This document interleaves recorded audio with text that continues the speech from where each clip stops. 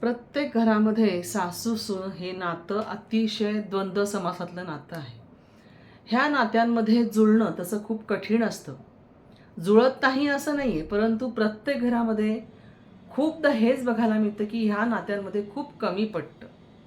आणि काय असतं, प्रत्येकाची समजूत अशी असते की घरामध्ये सून आली म्हणजे ती नवीन असते. मग ती नवीन आलेली सून बावचळलेली असते, बावरलेली असते. तिला आपणच समजून घ्यायला पाहिजे किंवा घरातल्या सगळ्या सासरच्या मंडळींनी तिला समजून घ्यायला पाहिजे. अर्थातच सासरची मंडळी तिला जमेल तेवढं, जेवढं शक्य होईल तेवढं समजून घेतात. सासू देखील तिला बऱ्याच प्रकारे समजून घेते. परंतु जे आपल्याला वाटतं की सून बावरलेली आहे, गांगरलेली आहे, बावचळलेली आहे, आता असं अजिबात राहिलेलं नाही. त्याचं कारण आहे. त्याचं कारण हे आहे की आता शिकलेल्या सवरलेल्या सुना आहेत आणि त्यामुळे त्यांना अगोदरच खूप समज असते की आपण सासरी कसं वागलं पाहिजे. सगळ्यात महत्त्वाची गोष्ट म्हणजे जेव्हा त्या माहेराहून येतात तेव्हा पढवलेल्या, शिकवलेल्या सुद्धा असतात. त्याच्यामुळे पहिल्याच दिवसापासून कसं वागायचं आणि सगळ्या लोकांशी आपण कोणती युक्ती वापरून वागायचं हे त्यांना चांगलं कळत असतं. जेव्हा ती सासरी येते तेव्हा तिला आपण वेगळं काही शिकवण्याची गरज लागत नाही. तीच आपल्याला गुंडाळून टाकते. मी ॲडव्होकेट सुषमा तुमच्या सगळ्यांचं माझ्या हेल्थ आणि लीगल हेल्पलाईनमध्ये स्वागत करते. मी आज हा मुद्दाम विषय याच्यासाठी घेतलेला आहे की माझ्याकडे हे एक उदाहरण आहे.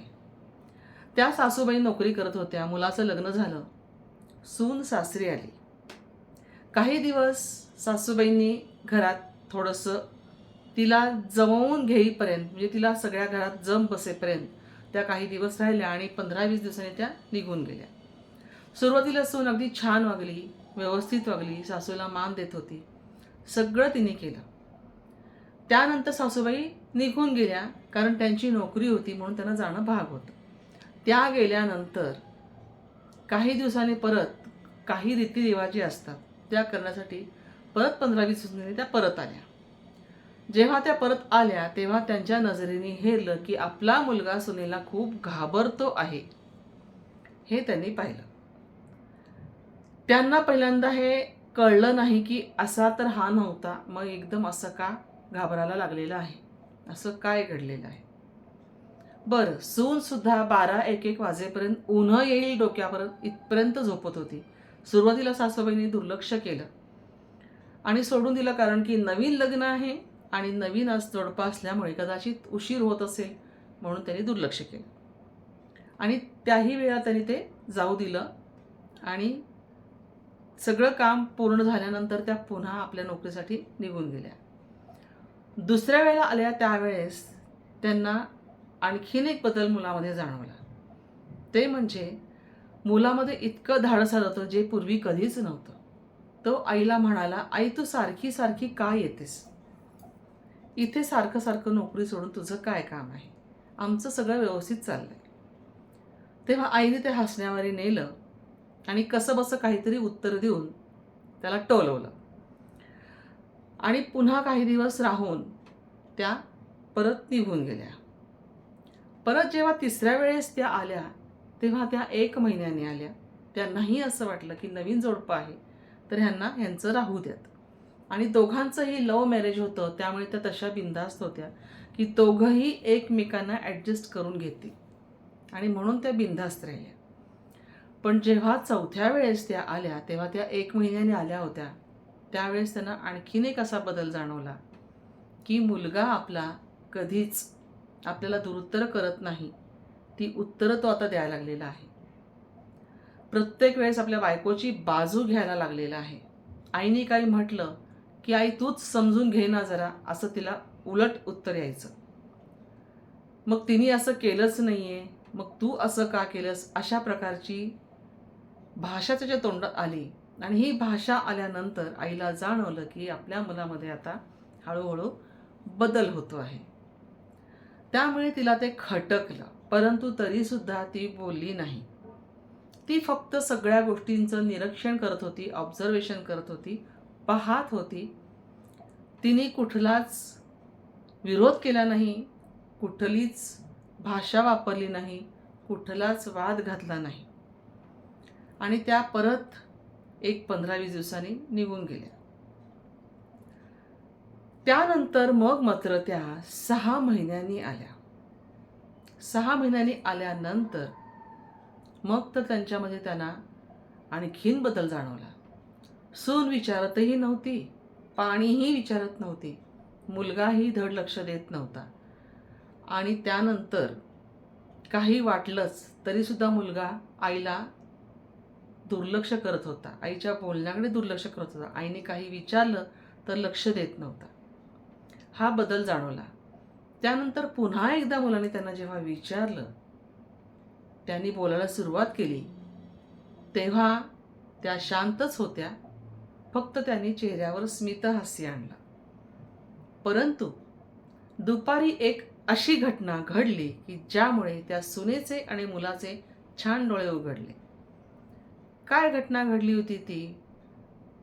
दुपारी एक लीगल नोटीस सासूबाईंनी त्यांच्या नोकरीवर असताना तिथून पाठवलेली होती. काय होतं त्या नोटिसीमध्ये? ती नोटीस वाचता क्षणीच दोघांच्याही पायाखालची जमीन सरकली. अशी कोणती गोष्ट त्या नोटिसीमध्ये होती? त्या नोटिसीत लिहिलेलं होतं, दोघांनीही 8 दिवसाच्या आत माझं घर खाली करायचं आहे. आता हे वाचल्यानंतर मात्र एकदम कायापालट झाला. कसा कायापालट झाला? सून लगेच सासूबाईंना विचारायला लागली, पाणी देऊ का, चहा देऊ का, जेवायला बसता का, हे खाता का, ते पिता का, तुम्ही दमला असाल, आराम करा. ही सगळी भाषा सुनेची बदलली. ह्यापूर्वी कसं तिचं वागणं होतं की नवरा काही बोलला तरीही आपण कशातच नाही, आपला काही संबंधच नाही असं दाखवून वागत होती. परंतु ह्या घटनेनंतर तिच्यात एकदम बदल झाला. आणि इतकंच नाही तर मुलगासुद्धा आईशी गोड वागायला लागला. हे न कळण्या इतकं सासू वेडी नव्हती, तिला कळत होतं सगळंच. तिने ते पाहिलं.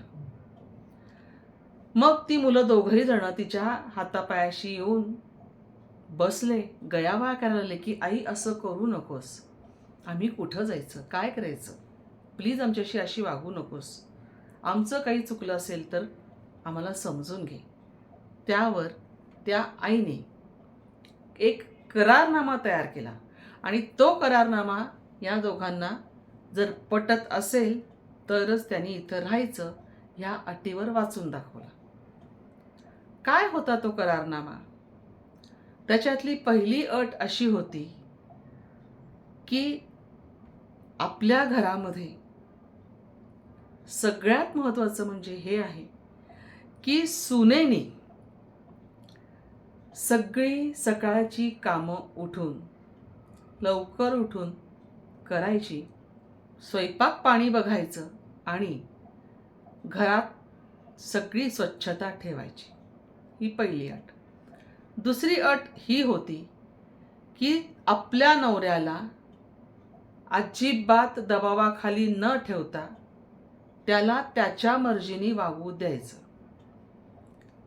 पुढची अट काय होती त्याकडे वळूयात. पुढची अट ही होती की मुलाने स्वतःला वाटेल तसं स्वतःच्या मर्जीनं घरात वागायचं, कुणाला घाबरून न राहता, कोणी काही सांगितलं म्हणून तिचं न ऐकता स्वतःच्या मर्जीने वागायचं, स्वतंत्रपणे वागायचं. त्यानंतरची अट अशी होती की घरात जे काही सणवार आहेत किंवा रीतीभाती आहेत किंवा कुळाचार कुळधर्म आहेत, हे पूर्णतः आवडत नसले तरी आवडून घेऊन सुनेनी पार पाडायचे. त्यानंतरची अट अशी होती की मुलांनी आणि त्या सुनेनी दोघांनीही आईला मान द्यायचा, हवा तिथे रिस्पेक्ट द्यायचा, तिच्याशी प्रेमाने वागायचं, तिचा कुठल्याही प्रकारचा अपमान होईल असं वागायचं नाही, तिला योग्य तो सन्मान द्यायचा. तसंच तिचं खाणं पिणं या सगळ्यांची त्यांनी काळजी घ्यायची. इतकंच नाही, आजारी पडली तर सेवा शुश्रूषा सुद्धा न कुरकुर करता करायची. ह्या सगळ्या अशा अटी तिने त्याच्यामध्ये घातलेल्या होत्या. त्याचप्रमाणे सगळ्यात शेवटची आणि खूप महत्त्वाची अशी अट काय होती ती खूप ऐकण्यासारखी आहे, लक्ष देऊन ऐका. सुनेनी माहेरी फोन करून सासरच्या कोणत्याही गोष्टी सांगायच्या नाहीत, खास करून आईला. आणि तिला आपल्या सासरच्या घरातल्या गोष्टींमध्ये इंटरफिअर करू द्यायचा नाही. आणि म्हणूनच ही अट सासूबाईंनी सुनेसमोर ठेवली होती. कारण खूप घरांमध्ये ज्या आया असतात मुलींच्या, म्हणजे सुनांच्या ज्या आया असतात, त्यांच्याकडून ह्या गोष्टी होतात आणि सुनासुद्धा अगदी सर्रासपणे आयांना हे सगळं सांगत असतात. आणि आया त्यांना फोन करून रोज रोज हे सगळं विचारत असतात. त्यामुळे ही महत्त्वाची जी अट होती ही त्या सासूबाईंनी अगदी चाणाक्षपणे त्या करारनाम्यात लिहिलेली होती. ह्या सगळ्या अटी जर मान्य असतील तर माझ्यासोबत राहायचं, नसेल तर उचलायचं सामान आणि घराच्या बाहेर निघायचं. मुलांनी आणि सुनेनी ह्या अटी मान्य केल्या आणि मुकाट्याने सासूबरोबर राहायला सुरुवात केली. त्यांना असं वाटलं की 4च दिवस तर आई येते किंवा 4च दिवस तर सासूबाई येतात, जाऊ दे ना, कुठे भानगड करा, त्या गेल्या की मग आपण आपले राजे, असं समजून त्यांनी ह्या सगळ्या अटी मान्य केल्या. पण खरी मेख तर पुढेच आहे. पुढची मेख अशी आहे की सासूबाईंनी आणखीन एक गोष्ट महत्त्वाची केली होती, ती म्हणजे त्यांनी मुलाला आणि सुनेला आणखीन एक महत्त्वाचा धक्का दिला. तो धक्का काय होता? तर तो धक्का हा होता की त्यांनी त्यांची पुण्यातली नोकरी सोडून इथल्या, जिथे मुलगा आणि सून त्यांचं घर आहे तिथल्याच ब्रँचमध्ये ती नोकरी शिफ्ट करून घेतली होती, ट्रान्सफर करून घेतली होती आणि त्या तिथेच कायम राहणार होत्या. आता बोला, आता मुलाच्या समोर आणि सुनेच्या समोर पर्यायच नव्हता. त्यामुळे ज्या सासवांना असं वाटतं की सून आपल्यावर चढ होते आहे आणि आपल्यावर दबाव निर्माण करते आहे, त्यावेळेला सासवांना सुद्धा कुठेतरी याची जाणीव होते. आणि प्रत्येकच सासूमध्ये धमक असते असं अजिबात नाही आहे, परंतु काही काही सासवांमध्ये धमक असते. आणि ज्या सासूमध्ये अशा प्रकारची धमक असते त्या घरातली सून त्या सासूची कधीच वाईट वागू शकतच नाही. खरं म्हणजे मी हा व्हिडिओ याच्यासाठी बनवला की प्रत्येक वेळेला सासूला दोष दिला जातो, प्रत्येक वेळेला सासूवरती कंप्लेंट दाखल होते, प्रत्येक वेळी नवऱ्यावर कंप्लेंट दाखल होते. का तर सुनेच्या बाजूनी कायदा आहे. असं अजिबात नाही आहे. कायदे फटाफट बदलत आहेत, अपडेशन बराबर येत आहेत. त्याही पुढची सगळ्यात महत्त्वाची गोष्ट म्हणजे ज्या घरामध्ये सासूचं स्वतःचं घर आहे आणि तिलाच मुलगा म्हणतो तू काय येतेस सारखी, हे तिला खटकलं आणि तिने ह्यासाठी कुणाचा आधार घेतला तर तिच्या नवऱ्याच्या मित्राचा, ज्याला ती दीर मानत होती. त्याच्याजवळ तिने हे सगळं मोकळेपणाने बोललेलं होतं आणि त्या दीराने तिला हा सल्ला दिला होता. त्या सल्ल्याप्रमाणे हिने निर्णय घेतला आणि त्याप्रमाणे त्याची अंमलबजावणी केली. परिणाम तुमच्यासमोरच आहे. धन्यवाद. तुम्हाला हा व्हिडिओ आवडला असेल तर लाईक करा, शेअर करा, सगळ्यांपर्यंत हे व्हिडिओ पोचवा. ज्यांना या गोष्टीचा त्रास होतो आहे त्यांना हे सगळ्या गोष्टी माहीत होऊ द्यात, म्हणजे पुन्हा कधी कोणत्याही सासूवरती असे आरोप होणार नाहीत.